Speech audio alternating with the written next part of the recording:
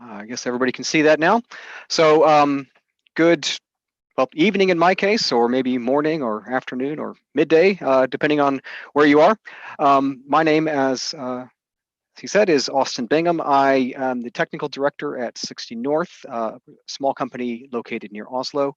And today, you can see the title, we're going to talk about the future of Python. Of course, that's a big topic. I don't control the future of Python, but I'm going to try to give some insights into where I think it's going and what we can kind of expect over the next few years. Just a bit about me, because you may be wondering why you should listen to me. How do I know what I know, or know what I claim to know?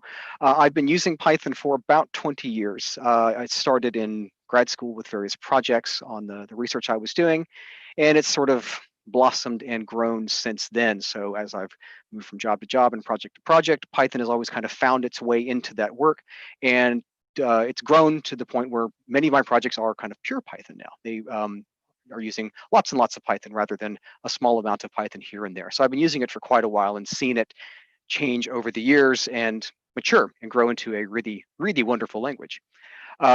60 North, as you mentioned, is where I work now. We've been doing Python consulting and training for about 7 years now. It's not purely Python. We code in all sorts of languages, but Python is something that we use a lot, and it's often our starting point. And this is how I treat Python very often, as a way to approach new problems that I need to feel the edges of and understand a bit better. So Python is a tool that we go to quite regularly and use quite extensively. Python is not always the final answer. Sometimes you need C++ or Rust or something else, but Python is something we use quite extensively and is often our modeling language, the clay we use to figure out what we're doing next. Some of you, maybe most of you, I'm not sure, maybe know me from courses I've done here on Pluralsight. I'm the co-author of the now retired Python Fundamentals. It's been replaced by another course I co-authored, which is Core Python Getting Started. Also Python Beyond the Basics, and a number of other core Python courses that are released and or in progress. We have a few more in the works right now. So if nothing else, you get the sense that I've been working with Python for a long time. And so I'm coming, of course, from my own personal perspective, which is myopic in some ways, but hopefully you can put some faith in what I'm about to tell you. So this is one of my favorite quotes of all time from a very quotable person, Yogi Berra, and it's very pertinent here. It's tough to make predictions, especially about the future. Of course, that's fairly silly, but it's true.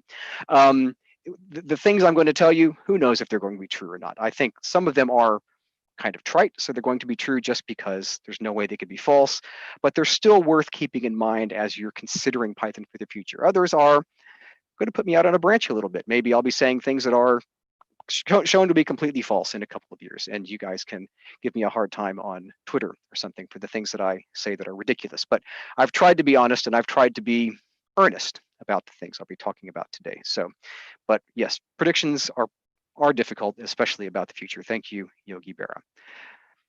So I'm going to dazzle you first with a couple of graphs. That's part of my mind control technique, so that you will have to believe me because it looks scientific.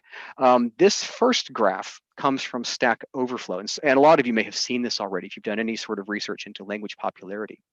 What it shows is a number of languages, and we've got the year across the bottom, and the percentage of queries that involve those languages on Stack Overflow. So you can see we've got things like C++ and assembly and C# and Python, of course, are on there.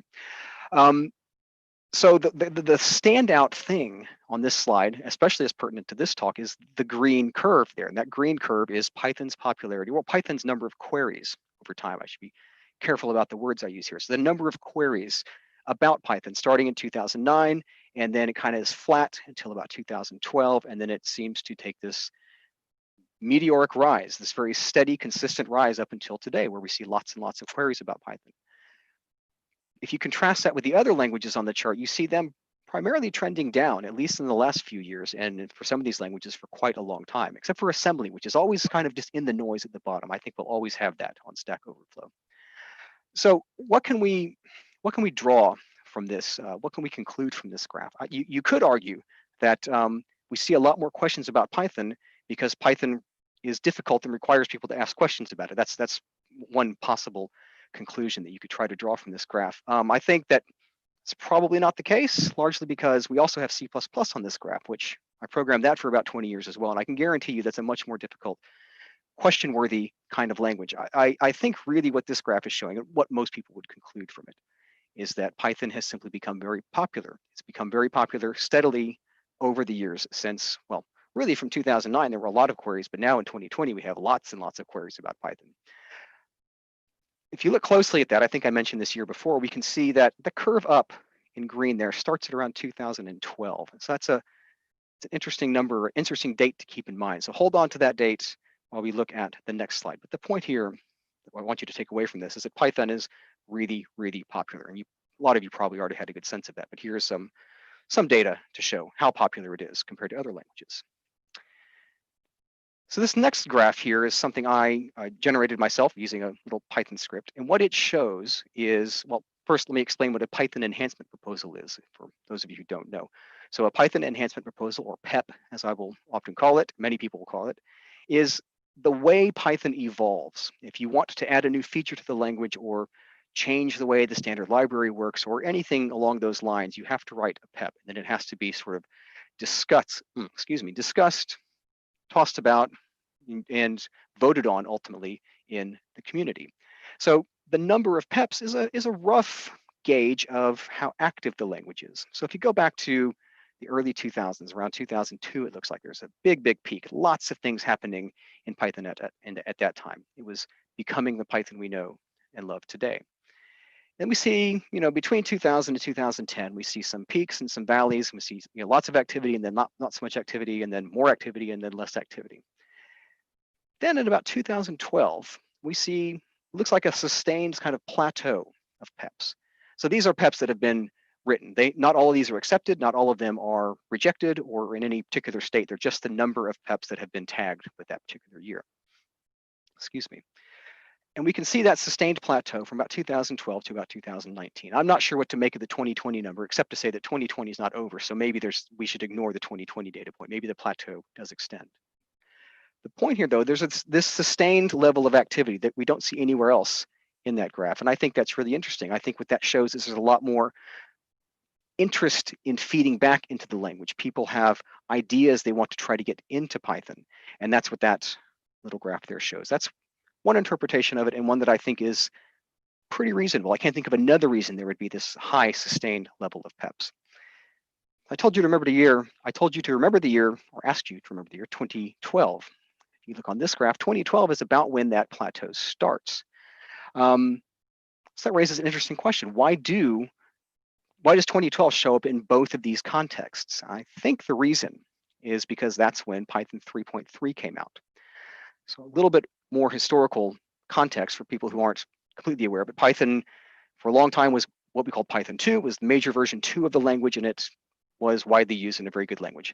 But there were problems with it. And so a decision was made to create Python 3, a new major version of the language that was not backwards compatible with Python 2. And this was a big decade-long project to write it, release it, and get it adopted and so forth. And around Python 3.3, at least in my experience, is when everything started to work. You could start new projects in Python 3 and know that all the pieces you needed would be there, that important libraries had been updated, that things weren't broken, and that the language features had settled down. And I think this is what happened in around 2012, is people said, okay, Python can now be used easily without having to do a lot of extra engineering to do the work that we want to do. And there was a switch from Python 2 to Python 3. And Python 3 is such a nice language that it really skyrocketed Python's popularity and use. So that's some historical context. Why do we go into all that? Because of the dynamic that creates. Right, so if we have an improved language that is Python 3 as the base, and we have an excellent ecosystem of packages built on top of that, things like NumPy, things like Django, things like any of the, the tools that we kind of all use on a day-to-day basis as Python programmers, it's a really nice, comfortable, powerful ecosystem. And that creates happy programmers, right? At least that's been my experience. What do happy programmers do? Well, they feed back into that excellent ecosystem. And they feed back, some of them, into improving the language. So they write PEPs. They write their own libraries, and they have to go to Stack Overflow to ask questions about how do I make X, Y, Z work. But perhaps most importantly, and this is, I think, really critical, is these happy programmers, they talk to other people, other programmers, and they create more happy programmers. And so Python has become this very kind of it's an abuse of the term, but a virtuous cycle. It's a bit of a self-sustaining system at this point, and we'll touch back on that point in a second. This is the place I think we are right now with Python. We've got a great language, a great ecosystem, and a lot of very happy programmers. So that's the basis from where I kind of start my crude analysis of where Python is going to be in the next few years. So let's make some then predictions, right? This is about the future of Python. So what's the big picture for Python going to look like? And this is maybe what a lot of you are most interested in. You want to know, can I invest in Python? In the sense is, should I learn it? Is it something I should be spending time with? Is it a language that I can bet on being supported for a long time and having a developer pool, things like that? Well, okay, there's a big gray box. Here's a blue box. It says Python is immensely popular. That's what I just tried to prove to you. So hopefully that point landed, because everything else sort of builds on that in this slide, at least. With its immense popularity comes, well, this notion of a self-sustaining system. It's kind of a critical mass, right? But it's not uranium. It's it's programming language at this point. So Python will continue to be popular and continue to be widespread and widely used purely because it's already there. It's already accomplished that feat. So it's supporting itself at that point. So it's a bit trite, but it's also quite true. It's simply the fact that because the language is already popular, already widespread, it's really hard to displace it. It's so big that you can't just yank it out. So Python's going to be around for quite a while. And if there's one takeaway you want to take from this talk, it's that. I have every reason to believe that Python is going to be here for a long, long time, and it's well worth investing in.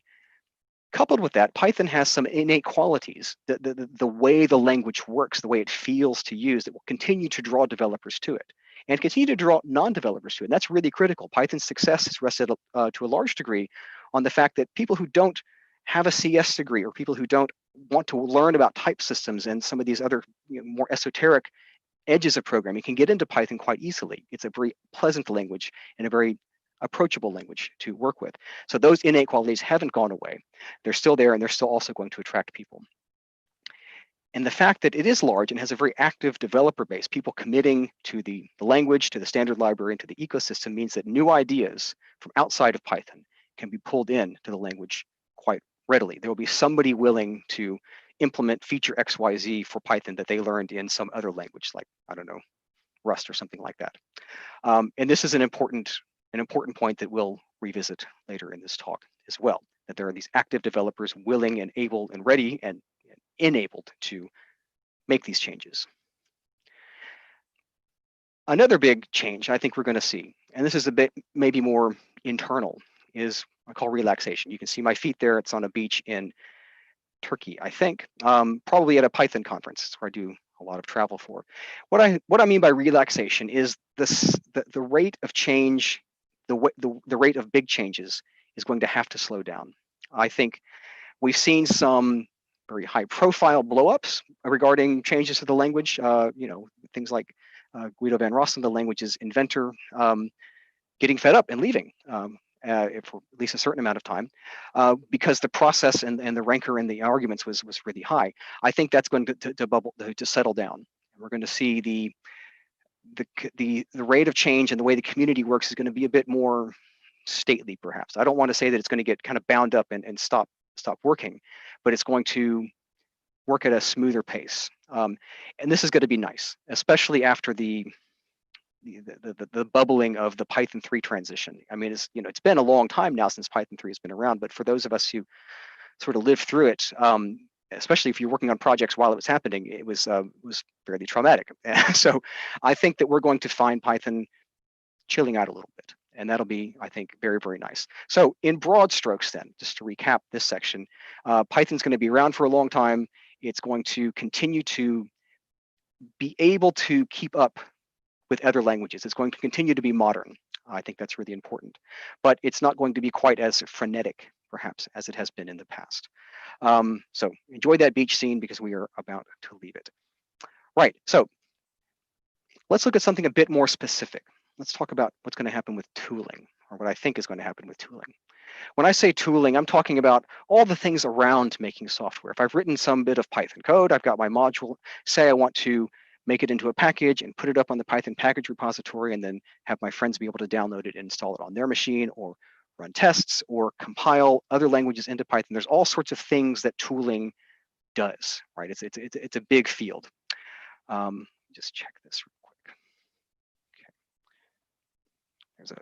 Okay, well, I'm going to the next slide. I see a chat bubble that I feel like I should check. But in the beginning, there was distutils, and it was pretty okay. I mean, distutils was the old way of building packages in Python, and it did its job well enough for a long time. But the more we pushed on it, the more we found that there were places where it didn't quite do what we needed it to do. Let me just see if I can check this without breaking anything. Okay, it's just a question. But now I've got, right. So you've gone from distutils. I'm sorry, I'm gonna have to close the presentation here so I can close this little window. Okay, here we go. Sorry, too many applications running at once. So we've gone from this kind of spacious distutils based world to what new Python developers are going to face when they come to work with Python. They're going to face this. They're going to face a lot of words that end in env for some reason. PyEnv, pipenv, vend, virtual env, pyvenv, as well as setup tools, twine, pip, flit, poetry. There's a whole host of these tools and names and technologies that you have to somehow wrap your head around if you want to do anything beyond sort of the simplest kind of Python program. And in truth, none of these are all that particularly complicated. They all do their jobs and they all do them pretty well. And most programmers really don't need to know what they all do. But when you're coming as a new programmer, you want to know, how do I make a Python program, right? And you read a blog post and you get one path through all of these technologies. And then you read somewhere else and you get a different path through all those technologies. And eventually you find you have to know what they all do so that you can make the choice that's right for you. And this is a bit problematic. It's the same problem you face in languages like, say, JavaScript or Node. There's this whole zoo of technologies you can choose from. And for the uninitiated, and even for the initiated, I still get spun around with these sometimes. It can be a real problem. And I think this is one of the areas that Python knows it has to address. It's well known that this is an issue, but it's something that's going to get resolved in the next couple of years. I think we're going to see everything settle down into some simpler form. These tools will coalesce, they'll be combined, and we'll have a nice flow, nice intro way to the language. Here's kind of how I think that's going to happen. So observe, adapt, adopt, right? So the Python community will observe what's going on with other languages, right? We see what's going on with the cargo tool in Rust, which is a wonderful tool. We see what's going on with Yarn in Node, or whatever the other technologies are out there. We'll see and go, oh, okay, that's a good idea. Maybe we should try that. So some enterprising developer will come to the adapt phase and say, okay, I'm going to try to take that idea and port it into Python. That's kind of where we are now, right? I think, in fact, a lot of other languages took ideas from Python and said, okay, those are really good ideas. We're going to make them better. And they made them a bit better, smoother. They found the right cleaving surfaces to abuse geology. And they made tools that work more fluidly. Now we're in the phase, when I say we, Python is in the phase of bringing some of those ideas back into Python. And then the last bit there is the adopt, where we will say, okay, we found what we think is the right way to do this, of keeping track of versions or of installing packages or whatever, running tests, although tests is sort of sorted out. I don't know the exact mechanisms through which that will happen. There are bodies like the Python Packaging Authority, PyPA, that I mentioned here, and they're somewhat official. And so maybe they will bless some set of technologies and that will become the standard. Or maybe things will work the way they've happened with, for example, PyTest. PyTest is not officially blessed anywhere. It's just a really good tool that has become, I'm just going to say it, it's become the standard. If you're going to be doing testing in Python and you have no real good reason to use something else, you should be using PyTest. That's where you should start. I think we'll reach that point with our tooling around packaging and package uploading and all of the little bits and pieces around the logistics there. And this is going to be really important because I think it's a real turnoff to people who they come to the language for the first time and they've been told that Python is approachable, wonderful, friendly, Lego-like language, and they find, no, it's actually really difficult to do anything beyond the simplest kinds of programs. It's a nightmare. When I do training, I see this all the time. People get confused by that soup of terminology. So again, maybe this is me being a bit myopic, but I see it over and over again, the confusion around the tooling. If you read the Zen of Python, if you've never heard of the Zen of Python, go to a Python REPL, your Python console, and type import this, and you'll get poem of sorts. And one of the lines in that poem is there should be one and preferably only one obvious way to do this. So if we need some philosophical Pythonic argument for settling down our tool set. This is it. The Zen of Python is, in some sense, a set of guiding principles for the language and how to use the language. And I think we can deconfuse a lot of people by taking the advice of this little aphorism here and coming up with the proper set of tools to do things. So I think that's going to happen in the next couple of years. There is a lot of work going on around that, and I think we'll come up with some really good ideas, and Python is going to be just that much more glorious as a result. So tooling. The standard library. This is something that you would think in some sense would be pretty uncontroversial, but in fact, there's been some talk lately about making substantial changes to it. And in fact, well, let's build a metaphor here. Batteries included. This is one of the promises of Python. One of the things that I believe actually made it quite popular in its early days, because the idea of batteries included is that there's a set of packages that you will get with a standard Python installation. So you could write a program that relies on those packages, and you can be guaranteed that they're going to be there, or the Python system is broken if they're not there. And this meant that I could write a script, a non-trivial, you can do very non-trivial, very powerful things with the standard library, give it to my colleague or friend or whoever and have them run the program, and they don't have to install anything special. They just have to have Python and it will work. So batteries included meant that there's this whole foundation upon which you could build programs that everybody would have all the time. But maybe this philosophy of having quite so big a standard library has run its course. So if you go and look at PEP 594, so this is one of these Python enhancement proposals, you can find them at python.org. There's a discussion of removing what they call the dead batteries from the standard library, things that shouldn't be there. This is important for a number of reasons. One is it reduces the amount you have to think of when you're approaching the standard library. There's a bunch of stuff in there that maybe goes back to dealing with 1980s era protocols for talking to telexes or something like that. It really doesn't need to be in there in this day and age. More importantly, though, the core developers on Python are the ones responsible for maintaining the standard library. That is, the standard library is bundled together with Python. And so there's a small group of people, the core developers on Python, whose job it is to maintain and watch these things and keep them up to date. And it's a big albatross around their neck. It's a lot of work they have to do that could be better spent probably on the runtime or really important libraries and stuff. So some of the arguments in PEP 594 are to pull dead things out of the standard library. You could imagine this going even further and having something along the lines of a completely decentralized standard library, where the Python runtime doesn't ship with a standard library, it simply ships with a bunch of references to packages that would comprise the standard library. So in this case, I've drawn a make-believe picture of a package called standard lib, and I called it 3.12.2, so that would map to Python 3.12.2, which those of you paying attention will know does not exist yet. So this is the future. And that package, standard lib 3.12.2, would simply refer to a bunch of other packages, datetime, pathlib, UUID, and that would be the standard library for that version. But it would mean it would be easier for a developer, if they need it, to use different versions of datetime or pathlib or something like that. They wouldn't be stuck with a particular version in their Python runtime. So this is just an idea. There's nothing official behind this, but this kind of thinking is happening now in the Python community. So I suspect we could see definitely things from PEP 594 being done, and maybe things more radical like this. I think there's a lot of good ideas behind this kind of thinking. So keep your eye on the standard library and see what happens to it. Okay, the GIL. You have to talk about the GIL if you're talking about Python.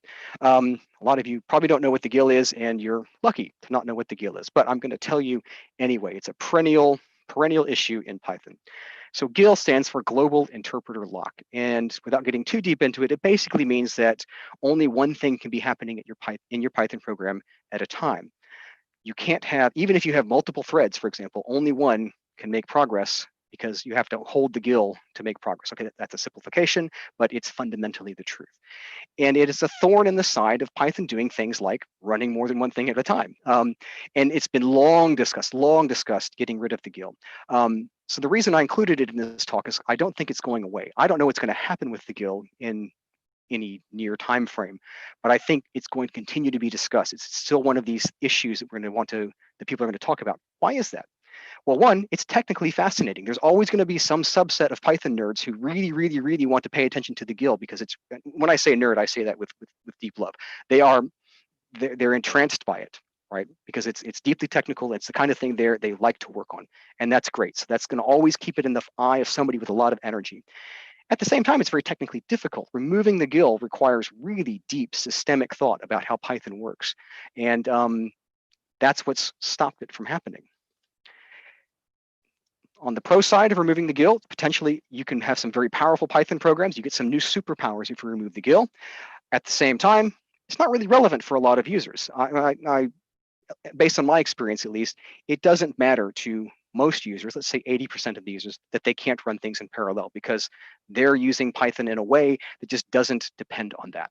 So it's technically interesting. Some people want to work on it. It's potentially very powerful, but it's also very difficult and maybe not relevant for a lot of users, so hard to get traction. The final bit, well, it seems obvious we should remove the GIL, right? It doesn't need to be there in some sense. We know from a theoretical point of view, it doesn't need to exist anymore. At the same time, maybe there are better, simpler ways of addressing the shortcomings of having the GIL than removing the GIL. Maybe we can do more things with sub-interpreters or sub-processes, all sorts of other solutions, or async IO. That's been one of the latest things to allow us to work with more than one thing at a time. So I don't think it's going away, and these are the reasons I don't think it's going away. And yeah, so the GIL, the debate especially, is not going to go away. Should we get rid of the GIL? If I really want to go out on a branch, I'll say that one day we will get rid of the GIL. I don't know when that's going to be, but it's a bit of a ratchet effect. Once it's gone, it's gone. There's no reason to ever put it back in. So it will eventually go away, and we'll have a Python without a GIL. And technically, if you look at things like PyPy, for example, sometimes you will find implementations of Python without a GIL, and they're fascinating in their way. So if you really want to pay attention to the nuts and bolts of Python, you can learn about the GIL and the debate and why we have a GIL in the first place. Okay, we're going quite a quick rate here, but where will Python be used? Maybe this is the most important question for some of you. Where is Python going to show up in the future? All right, so I'm going to punt a bit on this. This is a picture of a barometer. We use it to tell the weather, right? We want to know, okay, is it going to rain or is it going to be sunshiny tomorrow? But without a barometer, the best way to know what the weather is going to be tomorrow is to simply see what the weather is today, right? And I think that's what we can do with Python. As I explained earlier, Python is immensely popular, and it's not going anywhere anytime soon. So by and large, we're going to continue to see Python in the places we see it today. So where are those places? Well, it's huge in these areas of cloud configuration and automation of processes and jobs and so forth, application scripting and system administration. It's going to continue to thrive there. A, because it's already there, and B, because it's the kind of language that people writing these kinds of tools, I think that they like it. I know that I like using it for these reasons, these areas, because it's a very approachable language. It's very hackable, right? I don't have to compile or anything. I can go and make a change to the script that's doing my sysadmin work, and it just kind of takes place immediately. That's very nice. So it's programs written by programmers for programmers, and those tend to last a long time. Well, they tend to get embedded. The programs change very rapidly, but the ideas stick around. So I think we'll continue to see Python playing a huge role in these areas. Web development. A lot of you are probably familiar with tools like Django or Pyramid or Flask. There's a lot of Python technology running web servers in various places. And I think we'll continue to see that. One reason I think we'll continue to see that is because those tools are really powerful. They're really pleasant to work with, and they're really easy to work with. Another is that by having a Python technology that I can use to make a web server, it makes it easy to take some other Python technology that's doing some domain-specific bit of work and plugging a little web server on top of it and exposing that to the web, which is what we're all doing all the time these days. Everything has to be webified. And this makes it easy, almost trivial, to expose Python to the web. So we'll continue to see it blossoming there, I think. This may surprise a lot of you, microcontrollers. There's a surprising amount of Python being used in working on, in work that goes on in microcontrollers. Typically, this has been, historically, this has been where C really shines. But now we have projects like MicroPython and CircuitPython that make it much more straightforward in a sense to work on microprocessors. And because you're using Python, you're working in a language that's much more pleasant than C, at least by my estimation, and by the estimation of lots and lots of other programmers. You talk to people who are using things like CircuitPython and MicroPython, they say, yes, we like it because A, it's Python and it's nice in that sense, but it's not C. I don't have to deal with compiling C and dealing with C. So we're going to see more and more Python in this area, especially with tools like Arduinos and Raspberry Pis and stuff showing up all the time, with everybody doing embedded work for hobbies. So look for Python there. And if you haven't looked at MicroPython or CircuitPython and you're interested in microcontrollers and things like that, you should definitely do yourself a favor and check it out. Scientific computing. This is a 2-slide topic here. Python is massive, and in some sense the standard in scientific computing these days. It has displaced MATLAB to a large degree, and it's got a nice, huge ecosystem of tools for doing all sorts of low-level, cross-discipline science, things like NumPy and Pandas and Numba and so forth, as well as domain-specific libraries like BioPython and AstroPy and things like that. Python simply is huge here, and it's going to continue to be so for many of the reasons we've already discussed. Because it's already big there, but it's also a very approachable language for researchers. A lot of researchers, scientists, especially the ones I've worked with at least, they don't want to become expert C++ programmers. They don't want to become experts programmers at all. They program because they kind of have to as part of their job. Some scientists are wonderful programmers, but a lot of them, it's just not what they see as their job. So Python gives them a fairly low friction, low weight way of getting into programming so they can do their work. And I think Python is going to continue to dominate in Python or in science for exactly that reason. However, Python has shown some weaknesses in science. It's shown weaknesses in lots of areas. And one of the big weaknesses of Python is that it's slow. Maybe I should say it's just a quality of Python. It's not particularly fast. But in scientific computing, often you need to be really fast. You need to run as fast as you can. And you need to run on multiple cores. You need to run distributed. You need to work in all sorts of HPC, high performance computing modes. So I think that while Python is going to continue to probably dominate scientific computing, other technologies have noticed that, hey, Python is a great language, but it's not a perfect fit for all the kind of programming we do in science. Maybe there are other ways to do that. Maybe we can have a language or a technology that is as easy to write as Python, as approachable as Python, but can run quite fast. So I want to mention one technology in particular that I think has really kind of taken the baton and run with it if it's a relay race, and that is Julia. Julia is very much inspired by Python, and it's a dynamic language, and it's quite friendly to program in, and it's very easy to get started. There's not a lot of overhead. There's no compilers and that kind of stuff. But it pulls a lot of really clever tricks behind the scenes to do just-in-time compilation down to native code, for example, to make things run really fast. And you can approach, C speeds, C++ speeds with your Julia code, but it really still feels like you're writing in Python. And it allows you to decide on trade-offs between the ease of writing and reading versus the speed you need. And it really does directly address kind of Python's performance issues in scientific computing. So if you're in scientific computing and you're worried about performance, I highly recommend checking out Julia. It's a fascinating technology with some really nice ideas, and it's ready to go too. It's production quality. It's not some research project. It is really good to go. So Julia is one of these sort of offshoots, perhaps, or it's not an offspring of Python, but it's certainly something that was informed by Python and Python's limitations. And I think that's an important thing for Python to keep an eye on. Maybe Python can steal some ideas from Julia and get a bit faster or do something else different. Right.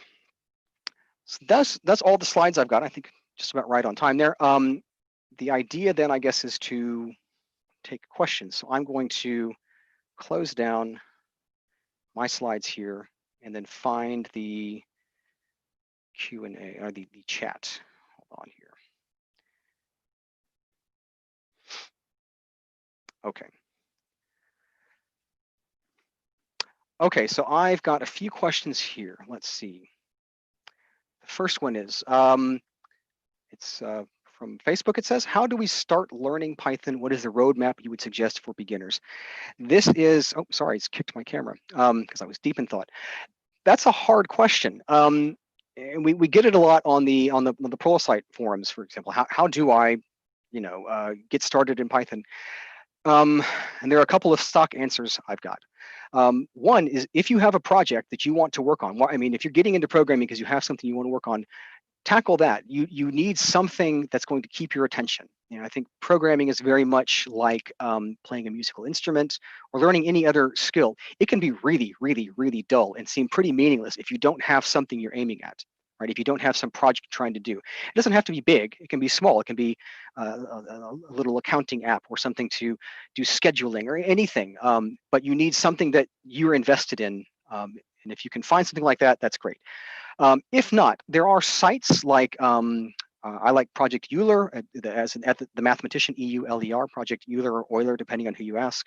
Rosalind.info, and there's a couple other sites like this that have little programming challenges. They're very small. They tend to be sort of mathematically or scientifically oriented, and they let you exercise your Python in a very constrained, small way. You could also check out CyberDojo, for example. That has lots of Python stuff there. Those are the two main thrusts I can think of. If you have no other impetus forcing you to learn Python, you need to find it in yourself. Look in your heart and find it. And that can be difficult. So I wish I had a better answer, but that's the best one I've come up with. Right, Sissy Moore. How will Python be used to advance machine learning and AI? Well, I don't know that Python per se is going to do that. I mean, of course, we have lots of tools, lots of machine learning and AI tools available in Python. And TensorFlow would be sort of the obvious one that a lot of people know about. So if we want to talk about how Python is going to advance AI and machine learning, maybe the best we can say is that Python's going to make it quite accessible to a lot of people. So people who don't want to go learn C# or C++ or any of the other languages that TensorFlow is available in, they can come in with Python, they can find a tutorial, and they can, with very little overhead, get something to work, get some image recognition working or something along those lines. And they can dip their toes in, and then they can dip their leg, and then they can dive in, right? So maybe, if nothing else, Python is going to serve as a, I don't know, the carrot, in a sense, to get people into these fields who will then invent the next big thing. Who knows what that is? In terms of scalability, what is the best framework for REST API? I don't know. I think a lot of that is going to depend on what you're doing in your REST API. I've worked quite a bit with a framework called AIO HTTP, so asynchronous IO HTTP, which can do blazingly fast processing of requests, right? It's super fast at handling the numbers of requests. But if each one of those requests then goes in to do some long Python calculation that should be done in some other language, then maybe it's not going to scale very well at all. The other part of that answer is I'm not a hardcore web developer, so I can't give you a super deep answer on that. But most of the frameworks that I know about these days are using pretty sophisticated techniques to give you high response times and high numbers of requests that can be handled at a time. And unfortunately, it's going to depend on you understanding your problem and the limitations of those technologies to figure out which one is going to work best for you. Do you think Python will be used more and more for web development? Well, I could go back a couple of slides and show you yes. Excuse me, I need some water here. I do think that Python will, if not grow substantially, at least continue to be used widely in web development. Django is a tool that, if you're in its sweet spot, so Django is mentioned specifically in the question here. If you're in the Django sweet spot, it's an incredible tool. But if you try to step out of the Django bounds, maybe you need to look at another tool. But I think Django has quite a long life in front of it. It's very powerful and has lots of support. What changes can we expect to the Keras model in the future? I don't know. I am in fact gearing up right now to take some training in excuse me, AI and machine learning. So I don't really know the answer to that quite yet. Keras is some machine learning stuff. Let me see any that I can give a really good answer to.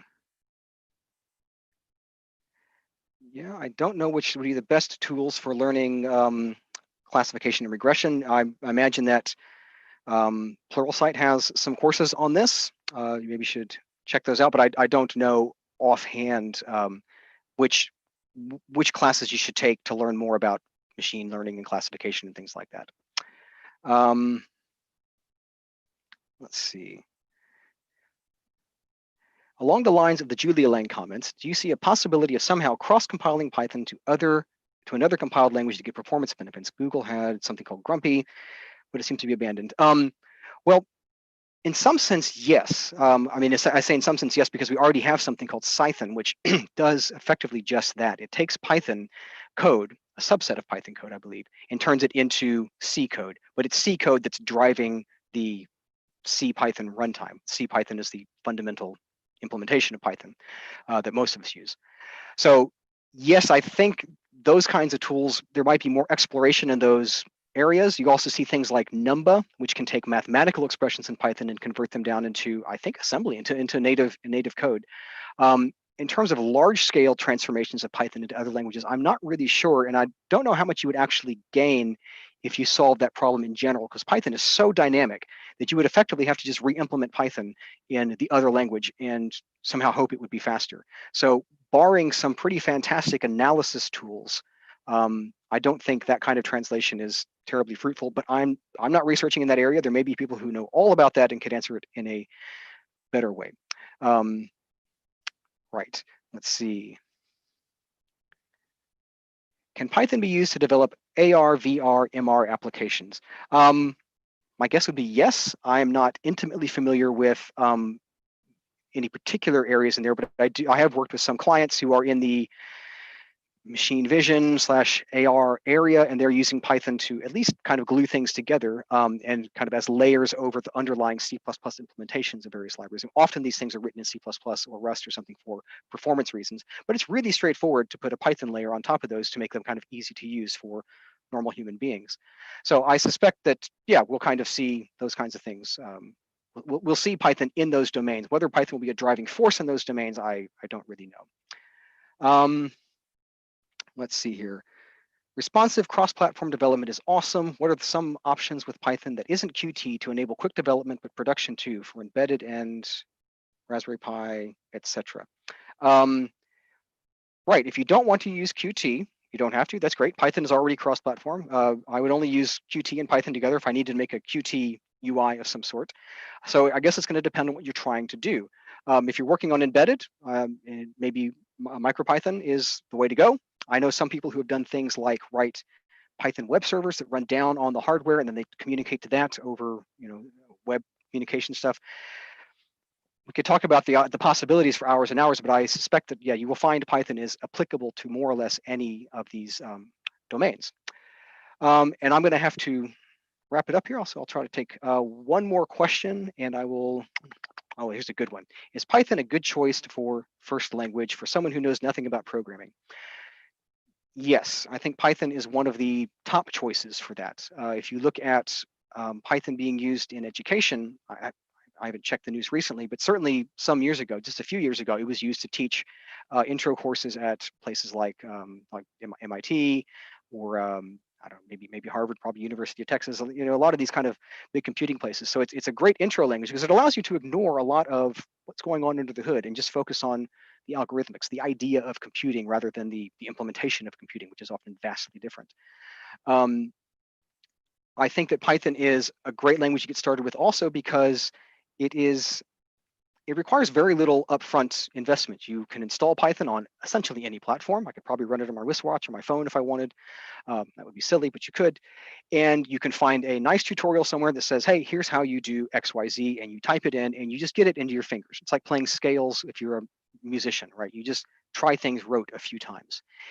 And then you start to develop a sense of how the language works and of how computing works and the abstractions of functions and classes and things like that. But Python doesn't get in your way, doesn't make you worry about things like type systems and compilers and linkers to do that. It just lets you do it. And that's one of its great joys. So this is a really nice question to end on. I think Python is a fantastic language to start with. Take it slow, try to enjoy it. Don't make it a chore. Python should be pleasant. It should be, in the words of Vitruvius talking about architecture, it should be delightful. And I hope you find it that way too. So that's all the time I have for questions, unfortunately. So I will turn it over to, yeah. Thank you so much, Austin. I know I speak for everyone when I say, we really appreciate you taking the last 45 minutes or so, especially diving into all those great questions. Thank you to everyone that submitted questions on the different platforms we were streaming on and in Zoom. We didn't have time to get to every single one of them, but I know that Austin is really awesome about kind of supporting the community. You can find him on Twitter and whatnot. So if you have any other specific questions, please don't hesitate to reach out to him. If you joined us on Zoom, you'll receive an email to access a recorded version of this presentation in just a day or two. And in the meantime, if you want to see it, you can go to Pluralsight's YouTube channel and you can see the full version if you want to share it with a friend or something like that. But Austin, you've given us so much great content. I just wanted to maybe give you the opportunity to leave one final takeaway with the audience that's here. Oh, one final takeaway. If you're using Python, be involved. Get involved with the Python Software Foundation. Commit to or make contributions to open source projects you use. Support them in other ways by writing documentation. The Python community only exists as a community. There's no financial. There's no Microsoft behind it. There's no Oracle behind it. It survives because of us. So don't be afraid to commit. We're always, open source projects are always looking for help. So be involved. That's my marching orders for the day. I love it. That's so great.